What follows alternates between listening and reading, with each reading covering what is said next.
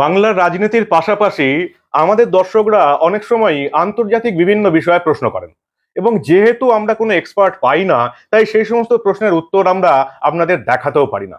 কিন্তু আজকে আমরা এমন একজনকে পেয়ে গেছি যিনি হচ্ছেন একেবারে আন্তর্জাতিক সম্পর্ক এক্সপার্ট। ফলে আপনাদের কোনো প্রশ্নের উত্তর আজকে কিন্তু আমরা আর বাকি রাখবো না। এই মুহূর্তে আমাদের সঙ্গে আছেন হর্ষবর্ধন সাংগ্রিলা, যিনি নিজে একজন আইএফএস এবং ভারতের হয়ে তিনি আমেরিকা এবং থাইল্যান্ডের মতো জায়গায় কিন্তু রাষ্ট্রদূতের কাজ করেছেন, বাংলাদেশে কাজ করেছেন এবং এই মুহূর্তে G20 যে সম্মেলন উপলক্ষে আপনারা প্রচার দেখছেন সবকিছু, তার চিফ কোঅর্ডিনেটর হচ্ছেন Harshvardhan Shringla. Sir, the news बांग्लाয় আপনাকে স্বাগত জানাচ্ছি। ये G20 सम्मेलन जो हो रहा है, तो इसके बारे में थोड़ा कुछ बताइए आप। তো পহলে তো এই কলকাতায় এসে আমি অনেক অনেক খুবই আনন্দিত। কলকাতা আমার সব সময়ের অনেক প্রিয় শহর। আর এখানে আমার বইয়ের লঞ্চ হওয়া, নট অ্যান অ্যাক্সিডেন্টাল রাইজ, আমার বই আমার জন্য অনেক ভালো, আমার অনেক ভালো লাগছে। G20 একটু অনেক গুরুত্বপূর্ণ इंटरनेशनल इवेंट আছে। आप कह सकते हैं इंडिपेंडेंस के टाइम से ये सबसे बड़ा इवेंट हुआ है भारत में। और ये जो इवेंट का हम हाफवे मार्क में हैं, अभी 150 मीटिंग्स हो गए हैं और मीटिंग्स भारत के सभी शहरों में हुए हैं, सभी राज्यों में हुए हैं। कश्मीर से लेके कन्याकुमारी और कच्छ से लेके कोहिमा तक हुआ है। बंगाल में भी बहुत से मीटिंग्स हुए हैं, कलकत्ता में हुए हैं। और मेरे लिए थोड़ा सा गर्व की बात है कि मेरा जो होम टाउन है दार्जिलिंग, वहां भी एक बहुत अच्छा और सफल G20 मीटिंग, टूरिज्म का मीटिंग वहां पे हुआ है। और सितंबर में जो मेन समिट है वो होगा, और इस समिट में भारत का जो अंतर्राष्ट्रीय तौर पे जो इन्फ्लुएंस है, जो इम्पैक्ट है, वो काफी बढ़ जाएगा। सर, एक बात बताइए, मैं देख रहा था कि इसके मोटो है one earth one family one future. लोगों के क्वेश्चन ये है कि वन अर्थ वन फ्यूचर ये तो मालूम हुआ, लेकिन वन फैमिली इज नॉट एब्सर्ट, ये पॉसिबल है क्या? वासुदेव कुटुंबकम हमारे मतलब एंशिएंट एक फिलोसॉफिकल सेइंग है कि the world is one family. और हम कहते हैं कि आज जो आप समस्या देख रहे हैं दुनिया में, चाहे कि कोविड का फॉल आउट हो, या तो यूक्रेन में जो कॉन्फ्लिक्ट चल रहा है, या तो डेवलपिंग कंट्रीज में इतना मतलब ग्रोथ का समस्या, या तो इन्फ्लेशन का समस्या, या जो इंपोर्ट्स हैं, जो पेट्रोल इंपोर्ट करते हैं या अनाज इंपोर्ट करते हैं, इसके दाम इतने बढ़ गए हैं। तो ये सब देखते हुए हम कहते हैं कि अगर आपको सोल्यूशन चाहिए ग्लोबल चैलेंजेस के लिए, तो हम एक साथ ही सॉल्यूशंस प्रिपेयर करने चाहिए। और हमारे लिए ये बिल्कुल मतलब ह्यूमन रेस के लिए जरूरी है कि हम एक साथ काम करके दुनिया के लिए बेटरमेंट के लिए करना चाहिए, जो कहते हैं working for the global common good. और प्रधानमंत्री नरेंद्र मोदी जी ने कहा है कि ह्यूमन सेंट्रिक ग्लोबलाइजेशन अप्रोच होना चाहिए भारत का विदेश नीति में, और हमारे जो ग्लोबल इंटरैक्शन में भी ये होना चाहिए। तो हम कहते हैं कि जब हम G20 के अध्यक्ष हैं, तब ये फिलॉसफी हम दूसरों को भी कहना चाहिए कि हम एक साथ मिलके, G20 मेंबर्स मिलके दूसरों के भला के लिए काम करना चाहिए। आप जानते हैं कि डिजिटल एरिया में देखें, अभी 40% टोटल दुनिया के डिजिटल ट्रांजैक्शंस भारत में ही होता है। तो आप कह सकते हैं कि भारत 40% ऑफ टोटल दुनिया के ट्रांजैक्शंस मतलब यही हमारे देश में होता है। तो हम कैसे ये एक्सपीरियंस और हमारे जो एक्सपर्टीज है दूसरों के साथ शेयर कर सकते हैं, ये हम G20 के माध्यम के थ्रू प्रमोट करना चाहते हैं हमारे मतलब G20 पार्टनर्स के साथ। एक बात बताइए, मैंने आपको पहले ही बोला था कि मेरा जो व्यूअर्स है, लाखों करोड़ व्यूअर्स है, जो कॉमन पीपल है, इतना भी एजुकेटेड भी नहीं है, तो उनका एक क्वेश्चन है कि ये जो फॉरेन पॉलिसी जो होता है ना, ये जो आपका फॉरेन पॉलिसी जो होता है, हम लोग पहले भी देखा था, वाजपेयी का अमल में भी देखा था, वो जो न्यूक्लियर टेस्ट हुआ था, कितना लुकोछपी हुआ था उस टाइम। इंडिया का जो रिलेशन होता है, रशिया का रिलेशन हुआ तो अमेरिका उनको एंग्री हो गया, अमेरिका के साथ कुछ हुआ तो रशिया को, ऐसा कुछ हम लोगों को कॉम्प्रोमाइज करके चलना पड़ता था। अभी फॉरेन पॉलिसी के क्या बदलाव हुआ कि एस जयशंकर इतना सारा बात बोल सकते हैं, यूरोप जाके बोल दिया, अमेरिका जाके बोल दिया, रशिया यूक्रेन में क्या हुआ सब कुछ बोल दिया, इतना के फॉरेन पॉलिसी का सडनली रास्ट चेंज हुआ। अब मोदी सरकार में ये है कि फॉरेन पॉलिसी नेशनल इंटरेस्ट पहले देखती है। मतलब जब हम दूसरे देशों के साथ संपर्क करते हैं तो हमारा पहला प्रायोरिटी हमारे नेशनल इंटरेस्ट है, हमारे देश का हित हम उस वो देख के हम आगे बढ़ते हैं। तो ये जो आप कह रहे हैं कि विदेश मंत्री डॉक्टर जयशंकर काफी मतलब सीधी बात करते हैं हमारे पार्टनर्स के साथ और सभी के साथ, ये जरूरी है क्योंकि अगर हम दुनिया में आज एक काफी महत्वपूर्ण देश हैं, हम हमारी इकॉनमी मतलब 5वां नंबर पे है दुनिया में और हम दुनिया में कंट्रीब्यूट कर रहे हैं। और ये हम एक देश नहीं है जहां जो कि कोई और देश बता सके कि आप ऐसे करें या वैसे करें। हमारी हमारी मतलब देश के हित में जो भी हम करते हैं वो हम सोचते हैं कि सभी के लिए अच्छा है और इसका हम हेजिटेट भी नहीं करते हैं दूसरों को कहने का कि ये हमारी पॉलिसी है इसलिए हम कर रहे हैं और हम इसी बेसिस पे आगे बढ़ेंगे। इस पे हमारी कॉम्प्रोमाइज नहीं होगी, जहां पे नेशनल इंटरेस्ट हो हम कॉम्प्रोमाइज नहीं करते हैं। और दूसरी दिशा से आप देखें तो हम आज मतलब भारत एक G7 में परमानेंट मतलब रेगुलर इन्विटी हैं। प्रधानमंत्री जितने भी G7 समिट्स में उन प्रधानमंत्री जी को मंत्रित किया गया है और हम क्वाड के भी मेंबर हैं जो कि अमेरिका, ऑस्ट्रेलिया और जापान हमारे पार्टनर्स हैं क्वाड में। दूसरी तरफ देखें तो हम ब्रिक्स के मेंबर हैं जिसमें रशिया है, चीन है, साउथ अफ्रीका है, ब्राजील है और हम एसीओ के भी मेंबर्स हैं, शंघाई कोऑपरेशन ऑर्गेनाइजेशन, जिसमें सेंट्रल एशियन स्टेट्स हैं, रशिया है, चाइना है। तो हम आज कह सकते हैं कि नॉर्थ या साउथ, ईस्ट या वेस्ट जितने भी मतलब डिविजन्स हैं और जितने भी ग्रुपिंग्स हैं, हम सभी के साथ बातचीत कर सकते हैं, सभी के साथ संपर्क कर सकते हैं, सभी के साथ हम हमारी चैनल्स ऑफ कम्युनिकेशन ओपन है। और हमारा कॉमन पीपल का आपने बोला इतना सारा हम मेंबर है, तो हमारा कॉमन पीपल का एक क्वेश्चन भी ये भी है कि मोदी जी का अमेरिका सफर चल रहा है, क्या क्या हो रहा है लोग देख रहा है, तो भारत क्यों अभी तक यूएन सिक्योरिटी काउंसिल का परमानेंट मेंबर नहीं है, वो कब होगा? तो आपने देखा कि प्रधानमंत्री जी जब यूएस में थे तो उन्होंने कहा कि जो ग्लोबल गवर्नेंस इंस्टीट्यूशंस हैं जैसे कि यूएन है, आईएमएफ है, वर्ल्ड बैंक है, डब्ल्यूटीओ है, जब तक रिप्रेजेंटेशन नहीं हो और इनके डेमोक्रेटाइजेशन नहीं हो तब तक ये जो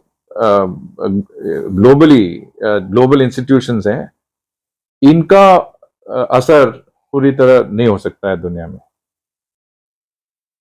1945 में यूएन सिक्योरिटी काउंसिल एस्टैब्लिश हुआ था, यूएन एस्टैब्लिश हुआ था और अभी तक जो यूएन सिक्योरिटी काउंसिल के परमानेंट मेंबर्स हैं उसी जमाने के जो देश मतलब विक्टोरियस हुए, जो मतलब सेकंड वर्ल्ड में विजेता प्राप्त किया उन्होंने, वही देश अभी तक भी परमानेंट मेंबर्स है। हालांकि 75-80 साल में दुनिया काफी बदल गई है और माहौल बिल्कुल अलग सा है। आपने ये भी देखा होगा प्रधानमंत्री जी ने कहा कि जब मैं यूएसए आया था पहली बार प्रधानमंत्री के पोस्ट पे 2014 या 15 में जब पहली बार गए तो हमारी इकोनॉमी दुनिया के रैंकिंग में 10वीं नंबर पे थी। आज जब मैं आया हूं आपके पास हमारी रैंकिंग 5 नंबर पे, वो भी आपको इतना कहता है। मतलब 10 साल में, 10 साल भी नहीं, 10 साल के अंदर में हमारा ग्लोबल रैंकिंग जीडीपी के अनुसार 10 से लेके 5वां, और वो भी ये भी कहा कि 2030 तक हम 3 नंबर पे आ जाएंगे ग्लोबल रैंकिंग। तो दुनिया बदल रही है, भारत बहुत बदल गया है और एक नई भारत जो है मतलब बिल्कुल आप कंपेयर नहीं कर सकते हैं जो भारत 20 साल भी पहले जो भारत था। तो यूएन में या जो भी इंटरनेशनल ऑर्गेनाइजेशंस हैं, अगर इसमें भारत नहीं है, अफ्रीका का रिप्रेजेंटेशन नहीं है, तो कैसे डिसीजन होंगे? और जो डिसीजन भी लेंगे, ये अगर मतलब लार्जर इंटरनेशनल कम्युनिटी को स्वीकार होगी या नहीं होगी, ये भी सवाल है। और जब तक ये मुद्दे अंतर्राष्ट्रीय तौर पे रिजॉल्व नहीं होंगे, डिसीजन मेकिंग इन बॉडीज पे इफेक्टिवली नहीं हो सकते हैं। डिसीजन मेकिंग G20 या जहां भी रिप्रेजेंटेटिव ग्रुपिंग्स हो, वहां से डिसीजन मेकिंग होंगे। तो ये सवाल आप जो पूछ रहे थे, इसका प्रधानमंत्री जी ने ही उत्तर दिया है जवाब का। और ये काफी क्लियरली स्थापित होता है कि जब तक जो इंटरेस्ट हो दुनिया में, ये रियलाइजेशन नहीं हो कि प्रेजेंट रियलिटी के अनुसार ग्लोबल गवर्नेंस भी एडजस्ट होने चाहिए और रिप्रेजेंटेशन होना चाहिए, ठीक सा रिप्रेजेंटेशन होना चाहिए, तब तक मेरे ख्याल से ग्लोबल डिसीजन मेकिंग में एक वैक्यूम हो। और ये दुनिया के लिए अच्छी बात नहीं है, क्योंकि ग्लोबल गवर्नेंस जो कि मल्टीलैटरल इंस्टीट्यूशंस के थ्रू होता है, उस पे भारत ने भी काफी मतलब इंपॉर्टेंस दिया है, दूसरे देशों ने भी दिया है। और ये हम चाहते हैं कि ये ग्लोबल गवर्नेंस एक स्मूथ और मतलब इफेक्टिव मैकेनिज्म हो। सर, लोगों का ये भी पूछना कि जो रसिया यूक्रेन का जो वार चल रहा है, हमारा क्या डिसीजन की ऐसा ही रहेगा कि हम न्यूट्रल रहेंगे? हम किसी साइड के, हम जैसे इन्होंने कहा कि हम किसी साइड पे नहीं है, we are for peace, we are for dialogue and diplomacy. और प्रधानमंत्री जी ने ये भी कहा कि this is not an era of war. और यूएस में भी इन्होंने यही कहा कि हम ये चाहते नहीं है कि हम इस साइड में हैं उस साइड में हैं, हम शांति के साइड पे हैं और हम चाहते हैं कि दुनिया में शांति हो। और कॉन्फ्लिक्ट, खासतौर से जो कॉन्फ्लिक्ट हम देख रहे हैं यूक्रेन में, वो कॉन्फ्लिक्ट दुनिया के लिए अच्छा नहीं है, इन दोषों के लिए अच्छा नहीं है और दुनिया के लिए भी अच्छा नहीं। और हम जो भी कर सकते हैं और जो मतलब पॉजिटिव एफर्ट्स हों पीस और स्टेबिलिटी ले आने के लिए, उसको हम समर्थन कर सकते हैं। सर, लोगों का क्वेश्चन है कि ये जो वार चल रहा है रसिया यूक्रेन के बीच, तो यूएन क्या कर रहा है, यूनाइटेड नेशंस क्या कर रहा है? तो यही तो मैं आपको बता रहा हूं कि यूएन सिक्योरिटी काउंसिल इस मामले पे डेडलॉक्ड है, क्योंकि परमानेंट मेंबर्स जो वीटो बेयरिंग मेंबर्स हैं, उन पे सहमति नहीं है इस बारे में। तो जब तक कंसेंसस नहीं होता है सिक्योरिटी काउंसिल में, तो ये इनका डिसीजन मेकिंग और इनका प्रभाव इस कॉन्फ्लिक्ट पे नहीं हो सकता। और इनके बीच में विवाद है, इनके तो अंतर है इनके बीच में, तो वो मेरे ख्याल से गैप फिल नहीं हो सकता है। पर आप अगर देखें, अगर इमर्जिंग इकोनॉमीज जैसे भारत है, अफ्रीका के देश हैं, वो अगर होते, शायद तो इसमें कुछ प्रभाव भी होता कि ज्यादातर देश तो शांति चाहते हैं, स्टेबिलिटी चाहते हैं दुनिया में। और इन देशों को ये भी पता है कि जहां पे कॉन्फ्लिक्ट हुआ उसका असर सभी पे होता है, इकोनॉमी पे होता है, इंपोर्ट बिल पे होता है, इन्फ्लेशन पे होता है। तो ये एक इश्यू है। सर, ये बताइए, पहले मैंने बोला था कि हमारा व्यूअर जो कॉमन पीपल है और उनका जो क्वेश्चन है आपको शायद एक्सपर्ट होकर चाइल्डिश लगेगा। लोगों का क्वेश्चन है कि अभी खबर में आ रहा है कि हम रसिया से थोड़ा लो प्राइस में ऑयल खरीदा है, लेकिन यहाँ का ऑयल का प्राइस कट कुछ नहीं हुआ। ऐसा क्या हो रहा है क्या? आप अगर देखें, दुनिया में ऑयल का प्राइस बहुत इंक्रीज हुआ है और $125 तक गया है पर बैरल। मेरे ख्याल से हमने जो रशिया से ऑयल खरीदा है, इसके कारण से हमारे प्राइस भी मतलब स्टेबल हुआ है और अंतरराष्ट्रीय प्राइस भी गिर गया है। नहीं तो आप कह सकते हैं कि दुनिया में ऑयल का बहुत ही शॉर्टेज हो जाता है, क्योंकि एक मेजर प्रोड्यूसर से अगर नहीं खरीद रहे हैं तो इस कमोडिटी का शॉर्टेज हो जाता। जब शॉर्टेज होता है तो प्राइस दाम बढ़ते हैं। और हमने जो किया कि रशिया से हमने खरीदा है तेल, और ये तेल खरीद के हमारे देश में स्टेबिलिटी आ गई है। स्टेबिलिटी बहुत जरूरी है। आपका गिरे या नहीं वो दूसरी बात है, बट बढ़ना नहीं चाहिए प्राइस, और हमारी प्राइस बढ़ी नहीं है। पर दुनिया में आप अगर देख सकते हैं, उस दुनिया में भी हमने स्टेबिलिटी लाया है, क्योंकि हम थर्ड लार्जेस्ट इंपोर्टर ऑफ तेल के इंपोर्टर हैं, और हम जो करते हैं दुनिया पे प्रभाव होता है इस पे। तो हमारे जो एक्शन है कि रशिया से तेल खरीदने का, दो कारण है। एक तो हमने अपने देश में स्टेबिलिटी लाया है। अगर ये मतलब डिस्काउंटेड रेट पे हमें ऑयल मिलती नहीं थी तो हमारी यहाँ कमी हो जाती, और कमी के कारण से दाम बढ़ते, और तेल के दाम जब बढ़ते हैं तो सभी कमोडिटीज की बढ़ती है, जैसे कि आपके अनाज में या जो फूड ग्रेन वगैरह में भी प्राइसेस बढ़ जाते हैं। और हमने देखा है इंटरनेशनल लेवल पे भी स्टेबिलिटी है, क्योंकि हमारे विदेश मंत्री ने भी कहा है, आप अगर उनके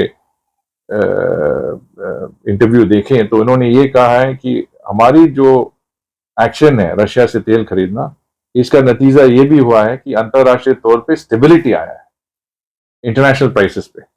और इंटरनेशनल प्राइस ऑयल $125 बैरल से $80 बैरल में स्टेबलाइज हो गया है।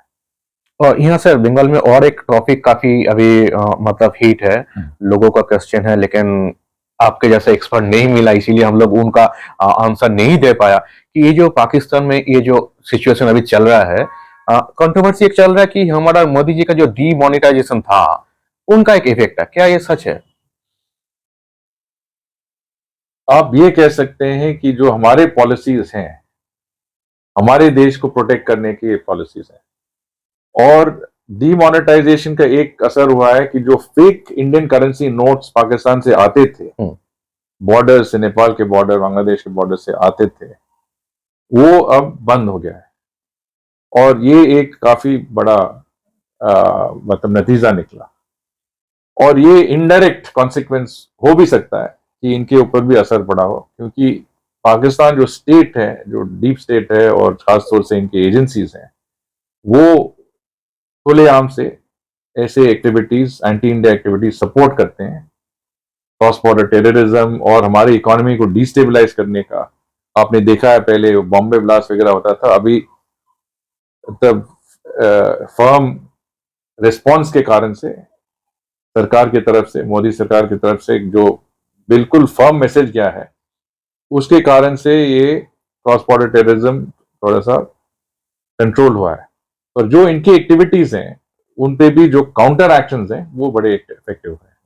सर कल स्टरडे आप चाइना के बारे में बोल रहे थे कि बिलियंस डॉलर्स ऑफ वहाँ का बिजनेस होता है चाइना के साथ हमारा। तो अभी ये जो अरुणाचल प्रदेश को लेकर थोड़ा बहुत कंट्रोवर्सी चल रहा है, वहाँ चाइना विलेज बना रहा है, ऐसा कुछ चल रहा है, तो ये दोनों एक साथ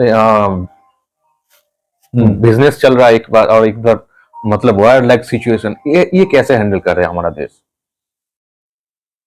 तो एक तो मैं बिल्कुल क्लियरली बताना चाहता हूं कि जो भी मैंने कहा कल और जो मैं अभी कह रहा हूं, मैं प्योरली प्राइवेट कैपेसिटी में कह रहा हूं।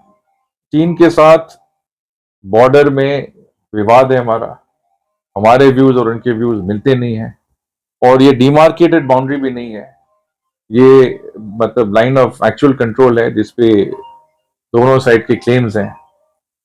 तो इसमें ये डिफरेंसेस तो होंगे, पर हमने क्लियरली कह दिया है कि जो हमारे रीजन हैं, हमारे क्लेम के हैं, हमारे एरियाज हैं, और अरुणाचल प्रदेश तो हमारी राज्य है, और वहां पे हमने एक G20 मीटिंग भी किया। तो इसमें कोई मतलब मुद्दा ही नहीं है।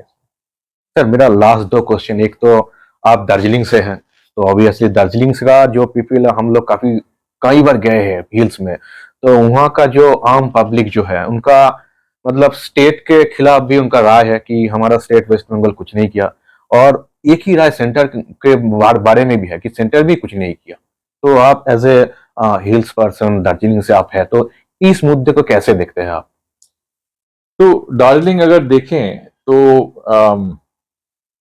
इनका यही मेरे ख्याल से समस्या है कि ये पश्चिम बंगाल में है और सिक्किम के बिल्कुल बॉर्डर में है, और इन्होंने देखा है कि सिक्किम में काफी प्रगति हुई है, और काफी इनको कंसेशनल और प्रिविलेजेस भी मिलते हैं, अपॉर्चुनिटीज काफी बढ़ गए हैं। और दार्जिलिंग में थोड़ा सा लैक ऑफ डेवलपमेंट काफी क्लियरली महसूस होता है। और अगर देखें तो सेंटर और स्टेट के बीच कुछ डिफरेंसेस भी हैं अप्रोच पे इस इलाके के कारण। पर ये बड़ा स्ट्रेटेजिक एरिया है, क्रिटिकल एरिया है, और इसको अच्छी तरह मतलब हैंडल करना और जो रिसोर्स इशू है उसको एड्रेस करना मेरे ख्याल से जरूरी है। और मैं ये नहीं इसमें आना नहीं चाहता हूं कि स्टेट ने क्या किया और सेंटर ने क्या किया। मेरे ख्याल से सॉल्यूशंस हैं जो कि दोनों सेंटर और स्टेट की कोऑपरेशन की जरूरत है, और वो मतलब डेवलपमेंटल सॉल्यूशन मतलब employment opportunities, training, connectivity, tea gardens के भी इशू हैं, काफी सिक यूनिट्स वगैरह हैं, तो इनको कैसे एड्रेस करें, क्या करें, और कैसे इस एरिया में हम मतलब बदलाव ले आए। और इसमें कोशिश तो रही है, पर मेरे जो मैं देख रहा हूं कि रिसोर्स कंस्ट्रेंट तो एक है, और सेकेंडली सेंटर और स्टेट के बीच कुछ मतलब एफर्ट्स होने चाहिए इस इलाके को स्पेशल अटेंशन देने के लिए। Thank you sir for giving so much. Thank you very much ji, so kind of you. আপনারা দেখলেন দা নিউজ বাংলা। যে সমস্ত প্রশ্নের উত্তর আপনারা এক্সপার্ট না থাকার কারণে আপনারা পান না আমাদের কাছ থেকে, এই সমস্ত প্রশ্নের উত্তর এবার আপনাদের এক এক করে দেবো। দেখতে থাকুন দা নিউজ বাংলা, আমরা কোনো ঘটনাই চেপে রাখতে দেব না।